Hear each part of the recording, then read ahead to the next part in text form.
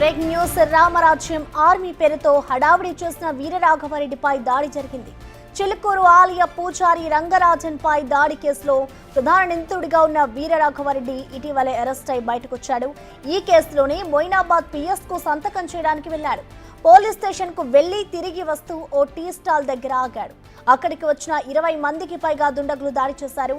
వారి నుంచి తప్పించుకొని మొయినాబాద్ పోలీసులకు ఫిర్యాదు చేశాడు వీరరాఘవరెడ్డి.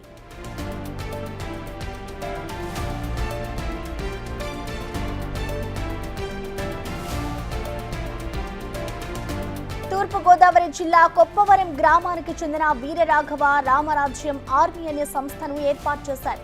ఫిబ్రవరిలో అనుచరులతో కలిసి రంగరాజన్ ఇంటికి వెళ్లి దాడి చేశాడు. తమ రామరాజ్యం స్థాపనకు మద్దతు ఇవ్వాలని, భక్తులను తమ సంస్థలో చేర్చాలని ఒత్తిడి చేశాడు. రంగరాజన్ అంగీకరించకపోవడంతో దాడికి పాల్పడ్డానని ఆరోపణలున్నాయి. రంగరాజన్ పై దాడి ఘటన తెలుగు రాష్ట్రాల్లో సంచలనం రేపింది. కాంగ్రెస్ ప్రభుత్వం సీరియస్ గా తీసుకుంది. వీరరాఘవరెడ్డితో పాటు అతడి అనుచరులను సైతం అరెస్ట్ చేశారు.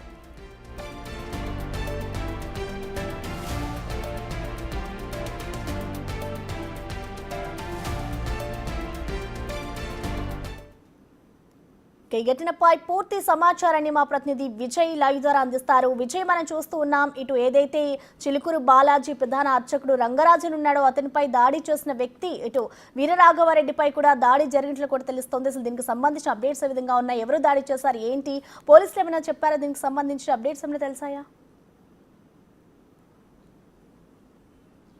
ఎస్ ప్రసన్న, అయితే ఈ రోజున వీరరాఘవరెడ్డి మొయినాబాద్ పోలీస్ స్టేషన్లో ఆ కండిషన్ బెయిల్ పైన ఉన్నాడు కాబట్టి విచారణకు హాజరయ్యి ఆ స్టేషన్లో సంతకం చేయాల్సి ఉంటుంది.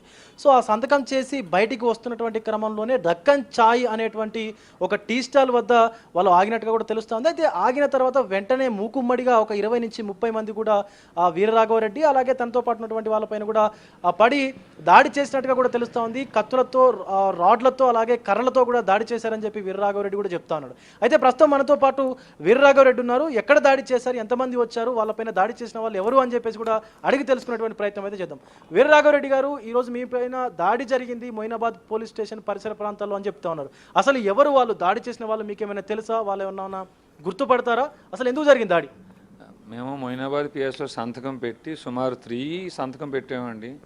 తర్వాత మళ్ళీ మా మీద కొత్త కేసు నమోదైందని సిఐ గారు అన్నారు. ఆ కొత్త కేసు ఏంటంటే నెంబర్ 1 న్యూస్ ఛానల్లో మేము ఇచ్చిన ఇంటర్వ్యూకి సంబంధించి కమ్యూనల్ వైలెన్స్ కింద రంగరాజన్ గారు కేసు పెట్టారటండి. ఆ నోటీస్ కూడా తీసుకున్నాం. ఇంచుమించు టైం అక్కడే 5 అయిపోయింది. అక్కడి నుంచి సుమారు 2 కిలోమీటర్లు వచ్చే సమయానికి అక్కడ మేము వాటర్ బాటిల్ తీసుకున్నాం అని చెప్పి ఆగామండి. వాటర్ బాటిల్ తీసుకున్నాం, తాగాము. ఈ లోపల ఎక్కడి నుంచి వచ్చారో మరి పిఎస్ నుంచి మమ్మల్ని ఫాలో అవుతున్నారేమో తెలియదు. 20 మంది పైనే ఉంటారని అనుకుంటున్నామండి. ఒక ఆయన దగ్గర అయితే ఒక కర్ర ఉంది, ఇంకో ఆయన దగ్గర కత్తి ఉంది. ఆ కత్తులతో కర్రతో మా మీద దాడి చేస్తున్నారండి. ఇక్కడ మాత్రం ఒక ఇంజూరీ ఇట్లా జరిగిందండి. మీకు తెలుస్తుందండి ఇక్కడ ఏమన్నా? ఇటు సైడ్ ఒక ఇంజూరీ అండి. ఆ కర్రలతోటి కొట్టారు. ఇంక లక్ ఏమిటంటే అక్కడ ఎంత జనం ఉన్నారు, కొద్దో గొప్ప స్థానికులు కూడా అడుకునే ప్రయత్నం చేసి ఉన్నారు. వీళ్ళందరూ చాలామంది చాలా మూర్ఖంగా మీద దాడి చేసే ప్రయత్నం చేసినప్పుడు నాతో పాటు ఆయన రవికుమార్ అని ఆయన ఉన్నారు. ఆయన కానీ అడ్డుకోకపోతే పక్క నా ప్రాణం పోయి ఉండేదండి ఈరోజు. అందుకని రవికుమార్ గారు ఆయన ప్రాణాలు అడ్డేసి, ఆయన ఆఫీస్ నగర్లో ఉంటారండి, ఆసిఫ్ నగర్లో ఆయన ప్రాణాలు అడ్డుపెట్టి నన్ను కాపాడాడు ఈరోజు ఆయన. మేము ఈ సందర్భం ఇట్లా జరుగుతుండగానే పోలీసులు చాలా స్పీడ్గా వచ్చారండి. మేము ట్రై చేసాం, అప్పటికి మా వాళ్ళు ట్రై చేస్తున్నారు. 100కి కలవలేదు. మరి ఎవరు ఇన్ఫామ్ చేశారో స్వయంగా సిఐ గారే ఘటనా స్థలానికి వచ్చారండి. సబ్ ఇన్స్పెక్టర్ నరసింహరావు గారు వచ్చారు, ఇన్స్పెక్టర్ పవన్ కుమార్ రెడ్డి గారు అక్కడికి వచ్చారు. మమ్మల్ని ఎమ్మెల్సీ అవి చేపించారు. అప్పటికే వారు వచ్చే సమయానికి 20-30 మంది గూండాలు పారిపోయారండి. పోలీసులను చూసే పారిపోయారు. ఆ పరిసర ప్రాంతాల్లో సీసీ కెమెరాస్ ఉన్నాయి కాబట్టి తెలుస్తుంది, వారు పట్టుకుంటారని అనుకుంటున్నాం స్వామి. రైట్. అంటే గతంలో కూడా మీరు చిలుకూరు బాలాజీకి టెంపుల్కు సంబంధించినటువంటి ప్రధాన అర్చకులు రంగరాజన్ గారి పైన దాడి కేసులో కూడా మీరు ఈ విచారణకు హాజరయ్యారు. అవునండి. బట్ అంటే వాళ్లకు సంబంధించినటువంటి వాళ్ళ అనుచరులా, లేకపోతే అట్లా అని చెప్పి అనుకుంటున్నారా మీరు? లేకపోతే వీళ్ళు అసలు ఎవరు, దాడి చేసిన వ్యక్తులు ఎవరు మీకు తెలుసా? ఏమైనా ఐడియా ఉందా? అంటే తెలియదండి. రంగరాజన్ గారే చేపించారని ఇప్పటికైతే భావిస్తున్నానండి నేను. ఇది రంగరాజన్ గారి పనే అని. ఎందుకంటే ఆయన మన ప్రెస్ మీట్ పెట్టినప్పుడు కూడా వీరరాఘవరెడ్డి ఇంటర్వ్యూస్ ఎవరు వేసినా, యూట్యూబ్ ఛానల్స్ వాళ్ళు వేసినా వారి మీద డిఫేమేషన్ కేసు వేస్తాను, క్రిమినల్ కేసు పెడతాను అని చెప్పేసి ఆయన చాలా కొంచెం అగ్రెసివ్గా మాట్లాడారు. ఆయనతో పాటు సుమారు ఎవరో ఒక ఇద్దరు ఉన్నారండి. వారిద్దరూ కూడా మేము గట్టిగా తలుచుకుంటే వీరరాఘవరెడ్డి బయటకు కూడా రాలేడు, అనేటువంటి పదాలు అవి ప్రయోగించారు. కాబట్టి తాత్కాలికంగా రంగరాజన్ గారి పనే అని అనుకుంటున్నానండి నేను.